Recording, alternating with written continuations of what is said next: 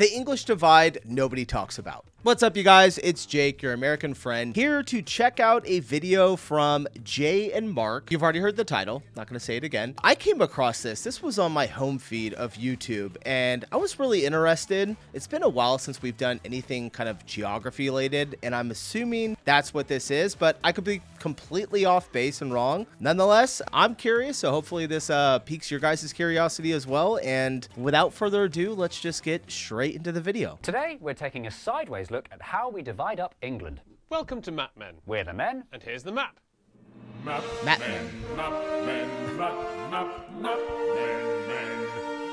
Oh, this is On the 25th of March 1994, the BBC broadcast a very unusual programme. It was an episode of Tomorrow's World Mega Map, Okay. a science show where viewers could take part in various experiments at home. And it included this. Here's a question for you all. Have a look at this photo. If you think she's smiling, dial this number. And if you think she's not smiling, dial this What? number. But there was more to this question than first appeared, because at the end of the show, they revealed that the country had been split in two and had been shown two slightly different versions of the programme. Earlier on, viewers in the eastern half of the country only saw a one-frame flash of the same woman with a beaming smile. Viewers in the west didn't. The experiment was to see if one subliminal frame could affect eastern viewers' votes. We'll tell you the results Wow. later, but for now, we're concerned with something much more concerning. Why on earth did the BBC split the country vertically? Splitting the UK into east and west is something nobody ever does. Britain, well, England especially, is far more used to a horizontal-ish line splitting the nation into northerners and southerners. England's north-south divide is a fierce cultural rivalry, reflected in films, TV programmes, books, TV programmes based on books, internet memes, internet quizzes, former West End musicals, and 10-year-old YouTube videos. But despite all the deep-rooted north-south mythology, was this weird programme onto something? Have we all got it wrong, and could there actually be a stronger case for an English east-west divide? And if so, where is the line? Well, that's easy. A simple divide down England's 9 government office regions places these areas in the west and these areas in the east. Everyone knows which side they're on. No Midlands, no problem.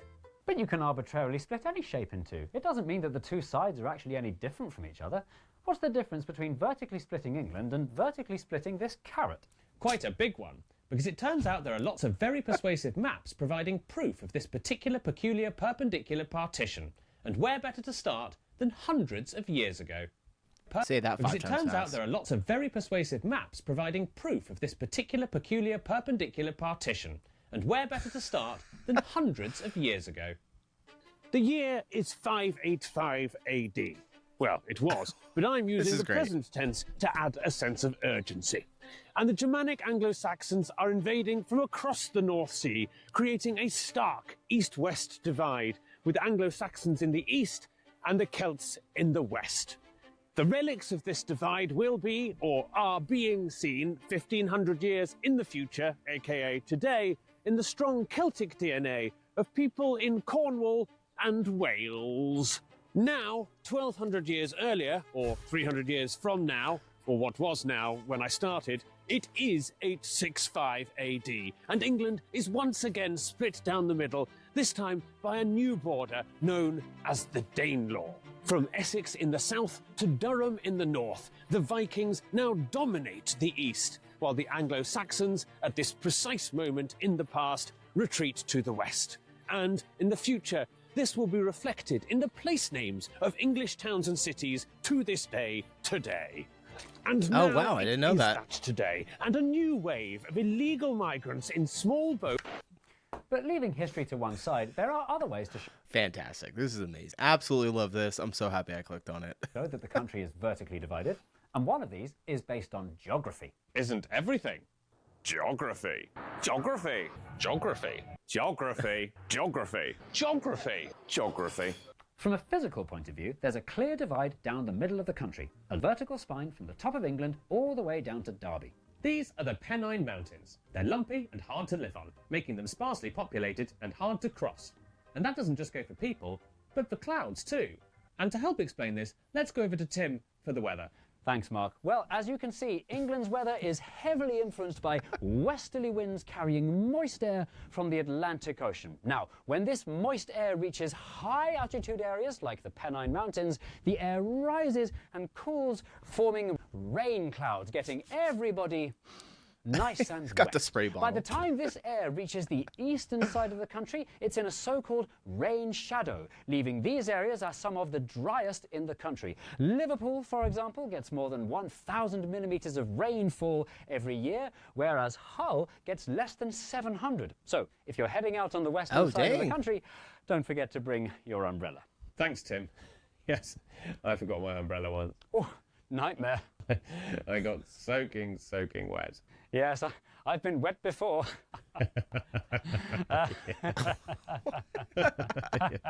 Getting wet. We'll be right back. Love it. Well, welcome Men. to the final week of your identity fraud course. Looking around the room, I'm very excited to re-meet all of you under your new stolen identities. Should we start with David, or should I say Admiral Campbell? Yes, I've stolen more than £30,000 from the real Admiral Campbell by taking out lots of credit cards in his name. I salute you.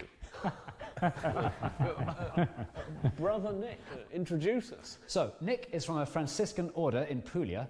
Had to learn a bit of Italian, but got an EU passport. Really useful if you end up on the run.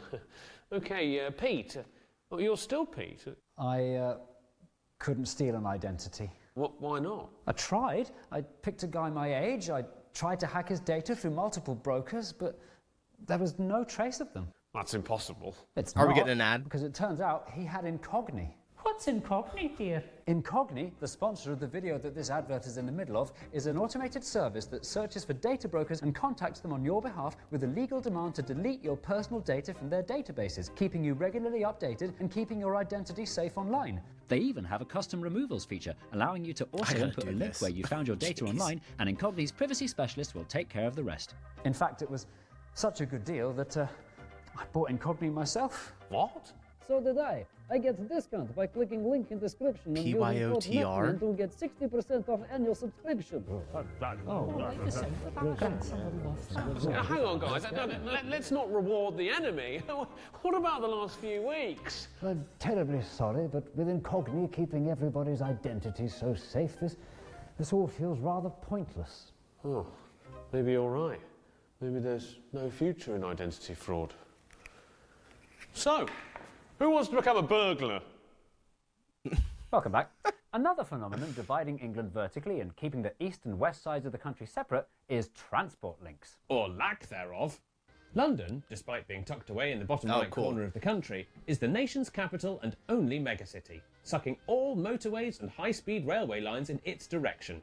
What this means is, England is very well served by vertical transport links, but horizontal ones, especially ones far from London, are slow, limited, and usually a poorly thought out afterthought. And I'm proud there's to not that announce many. today that this government is investing more than £400 in an east-west bus link connecting Manchester to Sheffield in just 3.5 hours. Oh, be grateful, it's more than you've had in the last 50 years. A combination of a mountainous middle and magnetic metropolis makes a strong case for a transportational east-west divide. But there's something even more important than trains. No, there isn't. The economy.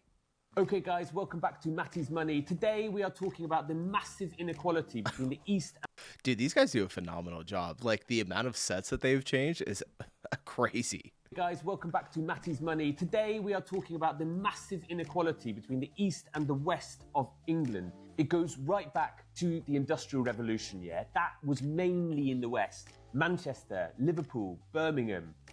Okay, yes, Leeds, Sheffield, I hear you, but not so much, yeah? And that is because the soft water is more suitable for making textiles.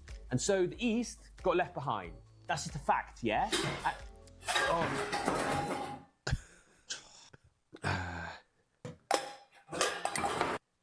Still wet, man.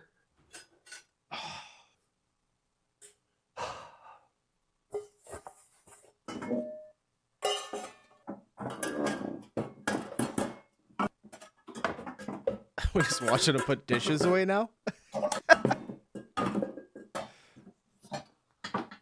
No.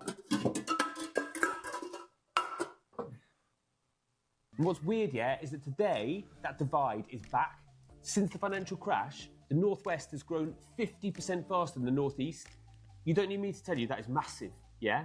And the West Midlands as well, they've grown 20% faster than the East Midlands. Lincolnshire, Rutland. It's like, where even are they? Nobody knows where Rutland is. I don't. So, with all this clear geographical, Historical, economical, and transportational basis for such a strong side-by-side divide, why is it never talked about? why hasn't an East-West cultural divide emerged? Why are there no East versus West memes? Why no chance of dirty Eastern of football matches? The answer is that the East-West divide has a major flaw. England is like the plot of Avatar, long and thin. And this causes two problems. Firstly, the divide is so easy to draw, it makes any clickbaity quizzes, where is the East-West divide, no fun at all.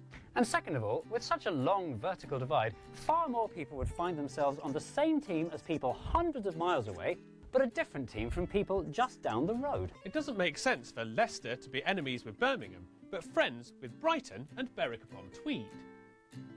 One single region stretching from Carlisle to Cornwall can't be expected to coalesce and create a combined community. And you can tell just by listening to it. England, despite being one of the smallest big countries in the world, has perhaps the largest variation of dialects and accents. A gifted linguistics professor could listen to someone say this sentence and place them within 50 miles of their house.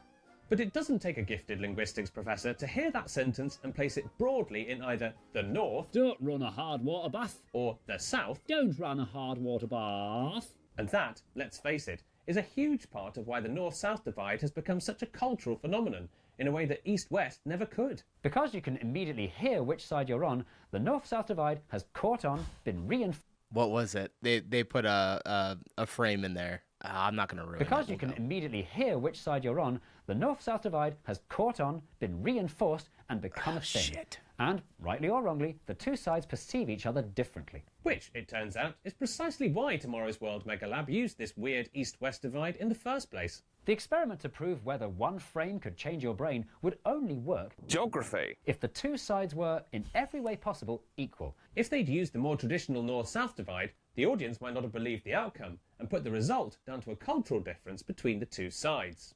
Okay. Us northerners don't know a smile when one slaps us in the face because we're so bloody miserable. Is this a smile? I don't feel like I've learnt a thing. What do you mean? Well, all we've done is find out that the East-West divide doesn't work, so it doesn't help in any way when it comes to understanding our country better. Not so. How? Whilst a single East or single West national identity may be missing in action, the East-West divide can still be a very useful thing to consider if we integrate it with the North-South divide. By using two simultaneous axes to break up the country, we create four distinct regions: Northwest, Northeast, Southwest, and Southeast. This combined compass quarters categorization gives us the best of both worlds. A map marked not only by strong historic and geographic boundaries, but also reflected in strong cultural differences and feelings of identity between the regions. And still broad enough to retain all the fun of making sweeping generalizations about the entire populations of huge chunks of land. Perhaps this new, better Northwest, Northeast, Southwest, Southeast divide We're still working on the branding. could make for stronger identities, better memes, funnier stereotypes, making it less likely you'll be put on the wrong side and finally getting rid of the Midlands once and for all. So what were the results of tomorrow's World Mega Lab's experiment about subliminal frames? It made absolutely no difference. Really? All right, that was a really fun video. I'm glad I checked that one out. If you guys want to see Jay and Mark, I'll have a link down in the description for them. Hilarious and also really informative content. Learning a little bit. I didn't realize that there wasn't a ton of railways that go east to west. All right, I'm gonna get out of here. Appreciate you guys watching. I'll see you in the next video. Peace.